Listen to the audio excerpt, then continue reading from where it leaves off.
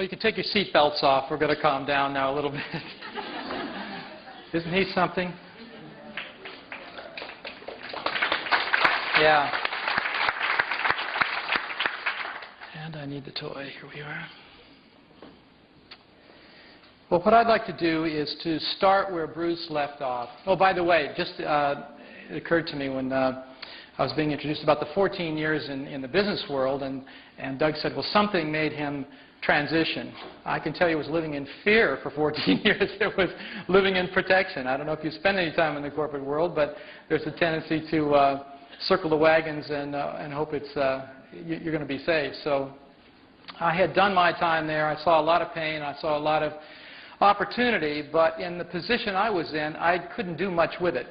And so I really felt in the midst of really having everything that you're supposed to want. Good job, big bucks, all the creature comforts you could ask for. But what I noticed was my soul was hurting. I wasn't okay there. I wasn't okay just getting paid to do something I really didn't want to do and to sell something I didn't care about. So that was a crisis in a sense for me, but it was a real spiritual emergence as well. It was a coming out. It was a time to choose. Did I want to do my heart's desire, or did I just want to fold into the norm and do what I was expected to do? And I made the change. And 14 years later, I can highly recommend doing it. It's challenging at the time, especially when I did it and the way I did it, because I walked away from a very high-paying job, and it was a very good job by all people's standards, but it wasn't feeding the right part of me.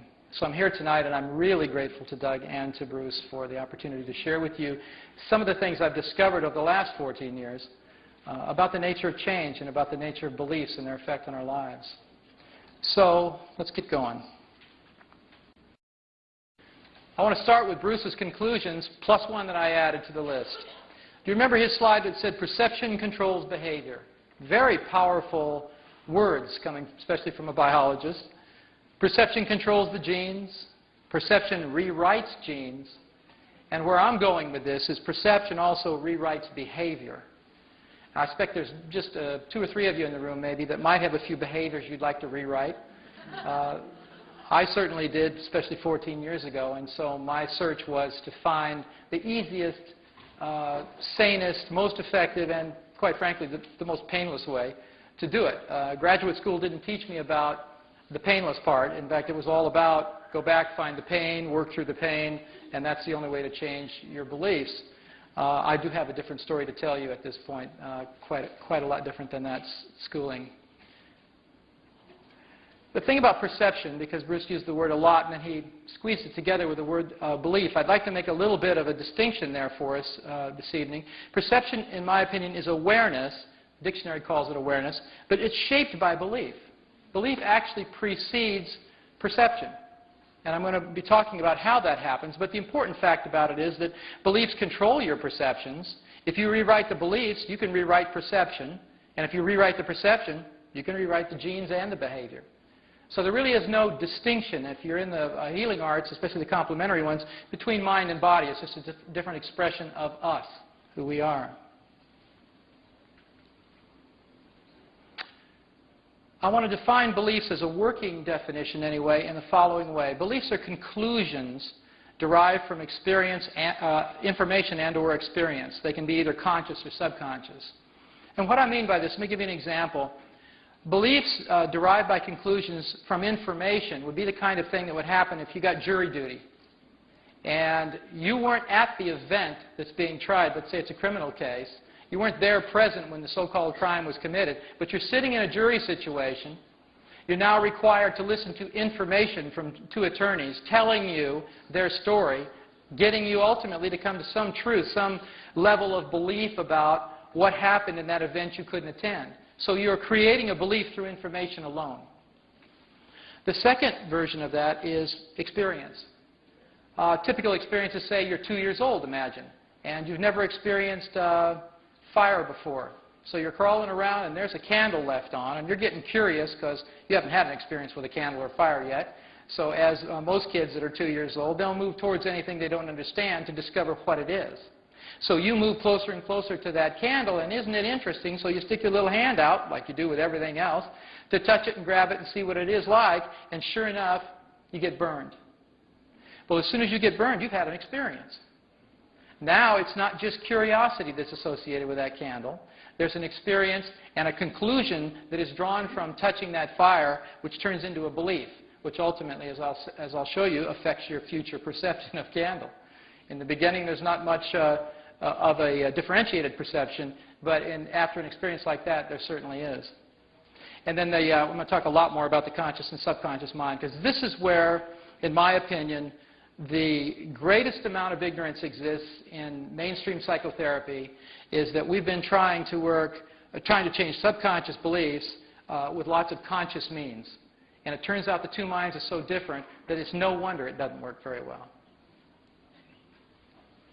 Your beliefs actually determine your biological and behavioral reality. If I had to just describe Bruce's presentation in total in one statement, this would be it. Virtually every part of our lives is governed by our belief systems. And we'll talk about that a little more too. Do you remember this slide? Here's the filter representing our belief systems. And if you look at it from this point of view, it's really a powerful thing to witness. Beliefs are really the filters of reality. You don't see the world as it is. You see the world as you are. In fact, you can't not do that. It's the most interesting thing is that each of you sitting out there looking at this presentation are actually having a very different experience of it. You all have the illusion it's the same experience. You'll talk about having been here, but it's not the same experience for you at all. Your set of filters about who I am, what I'm saying, where this place is, how you're feeling right now, that all profoundly affects your experience of this evening. So you think, well, it was a fact, here's what happened. But then you start talking to your friend that you came with or someone else that attended this particular event. They had a very different experience. So it's always that way. And if you can remember that, as soon as you're thinking, well, I've got the facts straight about something, remember, the facts are your subjective opinion, your filters of reality. And that's what perceptions are all about. That's what really matters here. Beliefs create perceptions, and they affect virtually every area of your life, as I mentioned. Self-esteem, for instance. I mean, your perceptions either define you as worthy or worthless in relationships, either loved or unloved. With respect to prosperity, that's a pretty popular one. You either can attract money easily in your life, or your perception is it's hard to get and hard to keep, and you'd mismanage it anyway. You look at your job performance. If your perception of yourself as a competent person or an incompetent person, it's going to make a heck of a lot of difference in terms of how you perform your job, and also the perception of others, of course. Mental health, you can see yourself as generally a happy person or a depressed one. Physical health, I mean, Bruce's presentation makes that pretty clear. The psychology profoundly impacts the biology of the body. Spiritual outlook, we have so many different spiritual systems and ways of looking at the hologram of God, so to speak, and all of the facets of it, that it is about perception when we're looking that causes us to believe and act in the way we do. And of course, the list goes on and on. Remember this slide? This is our friend Ecstasy.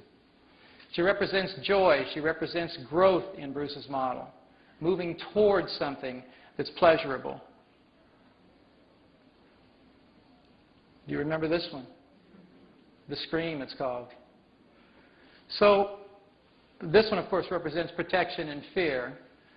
So my question to you is, if you had a choice, if you could choose between living like this, having your life and the undertone of your life being this feeling that you get when you look at this, or this, which would you choose? Oh no, let's review again. It's a tough choice. Would it be her? Or would it be him?